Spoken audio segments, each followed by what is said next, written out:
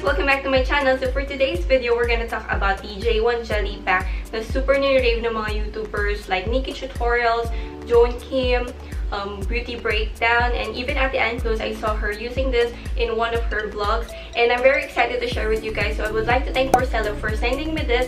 But before I give you my honest review, let's talk about first the product itself. So like I always do, let's start off with the packaging itself. So the box looks like this. It comes in a black box, and then when you open it, the packaging of the product itself, it's white. So I'm quite confused because meron isang J.One Jelly Pack naman na skincare, then it comes in a black packaging and then yung box white. So this one was originated by a Korean actress or founded by a Korean actress na named J.One or J.One. So I'll put a picture of her here on this side, and kung makikita nyo, late 30s na talaga yung totoong age na, pero yung skin pang 20s lang. So super excited to try this out and share with you my thoughts about this. So yan nga ang packaging niya, white, and when you open it, it will come out with a pump like this, which is very good kasi parang hygienic. And so now when it comes to consistency, this one it says on the name, it's J.One Jelly Pack. So when I tried it first, I was very shocked na ganun siya ka-sticky sa face. So papakita ko sa inyo kung ano yung itsura niya.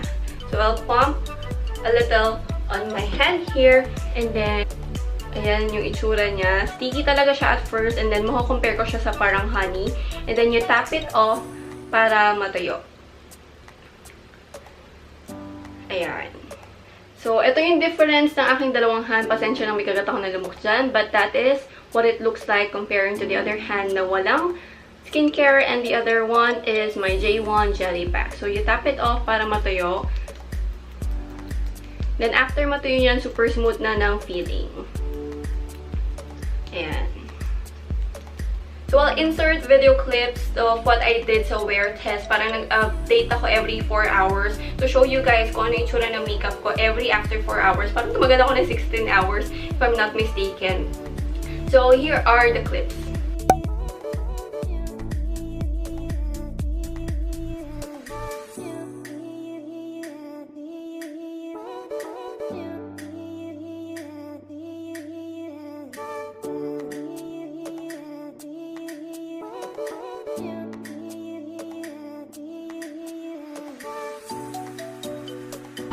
Hey guys, just an update. This is what my face looks like. Okay, my hands, everything, and then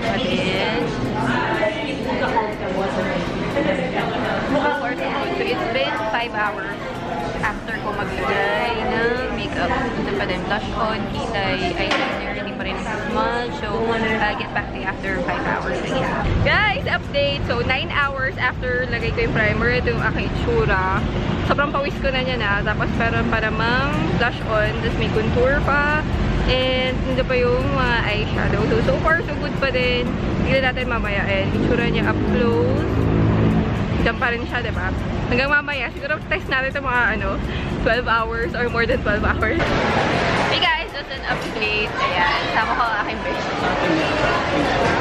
Ayan. So, ito yung itsura ng aking face after 12 hours, guys. 12 hours na yan. Ayan, may kilay pa din. Ito pa rin yung contour and blush. May blush pa ba? May? Blush on. Meron pa naman. Content. Yeah, may blush on pa naman. Although may konting smudge dito, pero overall, okay lang kasi 12 hours. Siguro kung wala ako nun, sobrang super smudge na yan, parang black na yung dito. So yun. I'll give you my final thoughts after this video. Hey guys, so this is what my face looks like after 14 hours. Eyeshadow is still there, ganyan. Tapos eyebrows, konting blush on, and all that. And hindi ako nag-powder or nag-blot the whole day. This is what my face looks like. Andyan pa din lahat ng makeup ko. So as you can see on the video clips, all the makeups are there. Eyeshadow, bronzer, contour, and even my blush on is still there sa video clips. The only thing na nag-smudge is yung eyeliner kasi super pinawisan talaga ako. As in, wear test talaga to, init-lamig. So perfect na wear test yun para sa mga taong kumakain sa labas, after office, na aircon, tapos sa labas. So yun. So what are my final thoughts about this product? So, as you can see, jelly siya. And after a few minutes, ito na yung difference niya nung tuyo na. Diba mas plump tignan itong side na meron. And ito parang medyo dull. As you can see. Ayan, you just have to tap it off talaga para mawala yung tackiness and yung lagkit. Ayan, wala na siyang lagkit. So, this is the difference. Mas buhay itong part na to compared dun sa part na wala. So, now let's talk about how it did on my skin as a skincare first. Kasi since skincare nga naman talaga siya. So, first of all, I did it for 2 days lang naman without any toners, serums, and other products that I use before I sleep. Then, try ko lang siya alone itself with the J.One Jelly Pack. So, as you put it on your face, you tap lang hanggang sa matuyo. It would take about 5 to 8 minutes. Inurasan ko talaga 5 to 8 minutes bago siya matuyo. And then, knowing me, hindi talaga ako nakatulog na maaga and I'm parang insomnia or nocturnal. I usually sleep for 4 to 5 hours lang. And what I've noticed for 2 days is kahit puyat ako, ang nagawa ng skin ko is more plump. Parang buhay na buhay yung skin ko and medyo banat ng konti. So, that's what I like about this product. But when it comes to dark spots, hindi niya matalighten yun kasi hindi naman yun yung sinasabi ng product. Now, let's talk about how it did as a primer. As you can see naman sa mga video clips na pinakita ko kanina, super okay siya as a primer. 16 hours of wear test. Tapos may init-lamig pa yun with matching pawis. The only thing na nag-smudge is yung eyeliner. Pero hindi ko nasisisihin yung J.One Jelly Pack doon. Kasi super pawis talaga ako nung mga time na yun. So what are my final thoughts? I would definitely recommend it for those who are wearing makeup every day. At kung tamad ka, mag-retouch. Kasi ako, tamad talaga ako. Hindi talaga ako nag-retouch. Pag umalis ako, usually ang ni-retouch ko lang is lipstick. Pero sa face and yung parang magbablot ng blotting paper. Hindi ako ganong klaseng tao. Parang gusto ko kung ano itsura ko na umaga, yun na yun. Wala na akong pake for the rest of the day. So, this one is perfect for you kung ganong kaklaseng tao. So, now let's talk about the pros and cons of this product. The cons lang naman dito, guys, is yung very matagal nga siya matuyo. Kasi it really takes time matuyo. Kailangan mo talaga ipat hanggang sa matuyo siya. But overall, hindi naman problema sa akin yun. Kasi gusto ko yung naglalagay ng something sa face ko ng skincare since addict nga tayo sa skincare. So, what are the good things about this product? First, the packaging is yung hygienic, yung may pump. Very gusto ko yung ganun kaysa yung nasa top tapos kakamayin ko.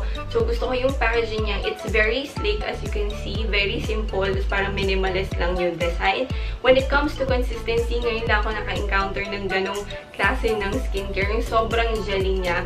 Pero hindi ko siya masisisi. Kaya pala siya sumikat as a primer kasi it acts as a glue sa makeup mo after it dries up. So, another thing that I love about this product, you have all the benefits in one. You have pore smoothening, you have firming, and you have a primer. So, hindi mo na kailangan mag-skincare pa, tapos maglalagay ka pa ng primer na madami kang nilalagay. So, ito lang, okay na. So, those are my thoughts about this product, guys. I would highly recommend it lalo na kung everyday ka nagme-makeup and you don't want to retouch throughout the day or kung busy ka mag-retouch. All you have to do is to wait 5 to 10 minutes para mag-set siya sa face mo before you apply your makeup. And it acts as a skincare as well, so it's very good for me. I highly recommend it. And guys, this is not a sponsored video. Although this was sent to me, I always say my honest thoughts and reviews to you guys para matulungan kayo kung bibili ba kayo ng product or hindi. So this one retails for 1,500. It is available kay Porcello. I'll put their link on the description box kung gusto nyo matry ito. And no wonder na nire-rave siya ng mga YouTubers because I've tried it myself and it's really good. So that's it for today's video. I hope nag-enjoy kayo at nakatulong kayo. If you have any questions, feel free to comment down below. And don't forget to like, subscribe, share to your friends and family. I'll see you again on my next video or vlog. Bye guys! Thank you for watching!